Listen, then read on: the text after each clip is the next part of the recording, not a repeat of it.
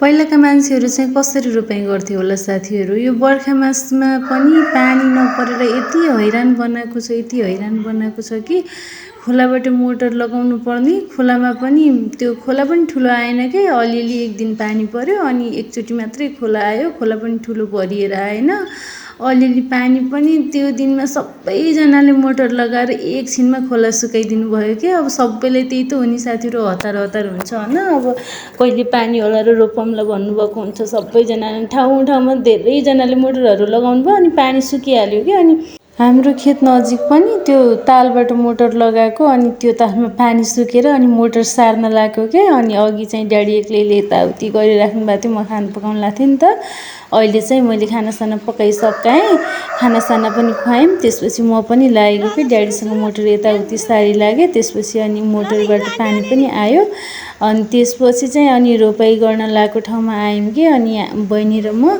अनि त्यसपछि उहाँहरूलाई जिस्काइरहेँ, अलिअलि जिस्काएँ कि, अनि हिलो खेल्नलाई। अनि उहाँहरू नफाल नफाल हिलो नफाल भन्दै हुनुहुन्थ्यो। अनि मैले फेरि जिस्काएँ, अनि एकछिन रोपे जस्तो पनि गरेँ। रोपे जस्तो त के, मैले रोपेकै हो साथीहरू। पहिला म खुबै रोप्थेँ। पहिला धेरै खेतहरू पनि थियो हाम्रो। अनि खेतहरू हामी टन्नै धेरै रोप्ने, अनि रोप्न अरूको जाने, परीमा ल्याउने भन्ने हुन्छ नि, पैँचो हुन्छ नि साथीहरू, थाहा छ किन हजुरहरूलाई?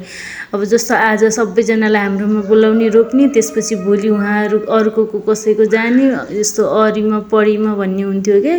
अनि त्यसरी रोप्थ्यौँ। अनि त्यो यादहरू पनि आयो। मैले अहिले चाहिँ धेरै वर्षपछि रोपेको। अनि यता चाहिँ ड्याडीले त्यो मेलो बनाउँदै हुनुहुन्थ्यो। अघि पानी थिएन, अब अहिले पानी सानी लगाएपछि अनि जोत्न लाग्नु भएको थियो। अनि म पनि जोत्छु नि भनेर गएको म नजिकै।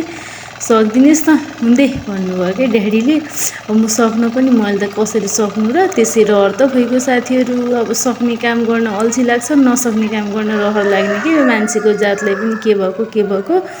अनि ड्याडीले मेलो बनाइसकेपछि हिँगा लगाउने काम हुन्छ कि।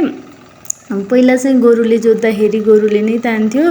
अब जोत्ने, हिँगा लगाउने सबै त्यो बाउसेले गर्थे। अनि हिँगा पनि गोरुले तान्थ्यो, सजिलो हुन्थ्यो।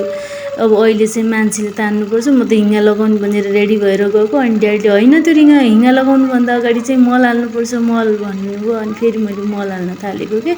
अनि फेरि माइजूले फेरि राम्रोसँग हाल्नु, तपाईँ मल हाल्नु सक्नुहुन्न होला भन्दै हुनुहुन्थ्यो। मैले फेरि होइन, म त सक्छु, किन नसक्नु, म जस्तो मान्छेले, म त खतरा मान्छे हो, म त सब सक्छु भने के।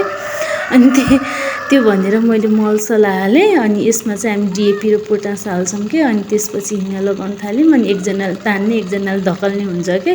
अनि माइजूलाई मैले धकल्न लगाएँ। म आफूले चाहिँ तान्दाखेरि चाहिँ बेसरी तानेर माइजूलाई हिलो छ्याप्ने विचारमा मैले बेसरी तानेँ। उहाँ फेरि यति बाटो हुनुहुन्छ, यति बाटो हुनुहुन्छ, बेसरी तान्दा त उहाँले छोडिदिनुहुन्छ कि, हिलो लाग्छ नि त, त्यही भएर। कम बाटो हुनुहुन्छ मेरो माइजू, उहाँ मेरो बुढा माउलोको माइजू हो। त्यस्तै गर्दै गर्दै लगायौँ। अनि त्यसपछि पछि त मैले, तपाईँ बस्नु, अब तपाईँ बस्नु, सानो मान्छे हुनुहुन्छ, म मोटोघाटो मान्छे, अनि म त तपाईँलाई तान्न सकिहाल्छु बसे पनि भनेर उहाँलाई अझ बसालेँ एकचोटि। अनि उहाँ पनि साँच्ची मानेर बस्नुभयो। अब बसेपछि त म झन् कसरी तान्न सक्नु क्या साथीहरू। अब जोसमा भनेका कुराहरू कहाँ सबै सत्य हुन्छन् त, होइन त। अब जोसमा पो भनेको तान्न त गाह्रै हुन्छ। म पनि त्यस्तो बलवान त कहाँ छु र।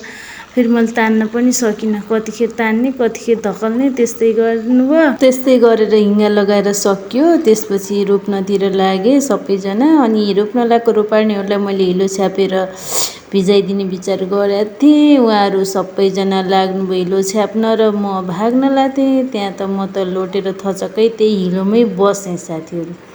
त्यसपछि त माइजूले अझ त्यहीँ गएर मलाई त हिलो थोपार थापार बनाइदिनु भयो। पुरै हिलो हिलो भएँ म त। त्यसपछि म त आफू यसै हिलो त्यसै हिलो भनेर कसेर अरूलाई पनि हिलो लगाउनतिर लागेँ। अब अरू त सबैजना रिसाउनुहुन्छ कि भन्ने पनि लाग्यो। मेरो टार्गेट भनेको माइजूलाई थियो। त्यहाँ हाम्रो रोपाइँमा 2 जना माइजू नाता लाग्ने हुनुहुन्थ्यो।